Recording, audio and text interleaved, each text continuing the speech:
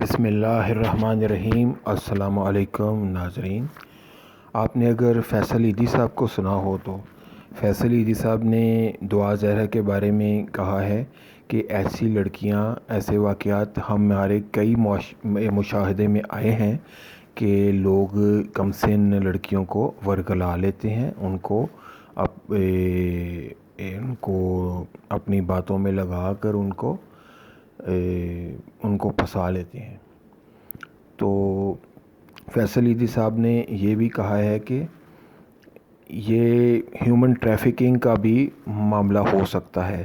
کل کو اس لڑکی کو باہر کے ملک میں منتقل کر کے اور اس سے غلط کام کرائے جائیں گے اور اس سے پیسہ کمایا جائے گا، اس کو آگے فروخت کیا جائے گا، اس طرح بھی ہو سکتا ہے انہوں نے کہا۔ تو اور ایک اور بات، دعا زہرہ کے والد کا اگر آپ نے انٹرویو سنا ہو تو انہوں نے کہا ہے کہ بچی سے ہمیں ماں باپ کو ملنے ہی نہیں دیا گیا۔ تو یہ آپ خود اندازہ کر لیں کہ یہ لوگ کتنے با اثر ہیں اور ان کے پاس کتنا پیسہ چل رہا ہے۔ یہ ظہیر کے جو والدین، ظہیر ہے یا اس کی جو فیملی ہے، کہ اس کے کراچی میں ہی رہتے ہیں، اس کے والد صاحب اور اس کی فیملی، اور کراچی میں ہی دعا زہرہ موجود ہے اور ان کی ملاقات دعا زہرہ کی اس کے ماں باپ سے نہیں ہونے دی گئی۔ تو آپ خود اندازہ کریں کہ کتنا پیسہ چل رہا ہے، اور ماں باپ ہوتے ہوئے بیٹی سے مل نہیں سک رہے۔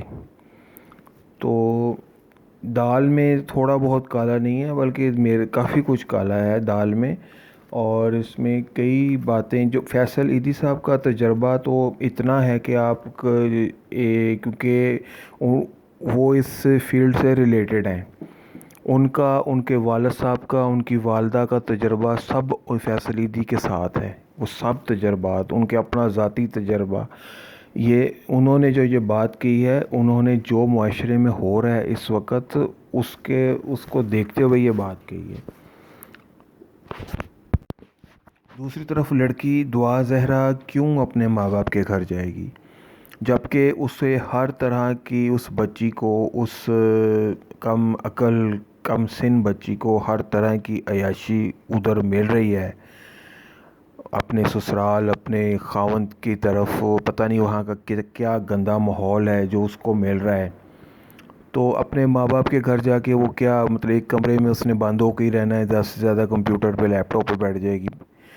تو اس لیے اس طرح کی بچیاں جن سے انہیں پتہ نہیں ہوتا کہ ان کے ساتھ آگے کیا ہونے جا رہا ہے۔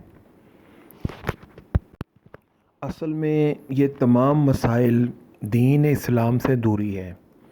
اگر دین اسلام پر عمل کیا جائے، دین اسلام کی تعلیمات پر عمل کیا جائے تو ولی اور باپ کی مرضی کے مطابق نکاح ہو سکتا ہے۔ اگر ولی اور باپ کی مرضی ہوگی تو نکاح ہوگا اس بندے کے ساتھ، اگر مرضی نہیں ہوگی تو نکاح نہیں ہوتا دین اسلام کے روح کے مطابق۔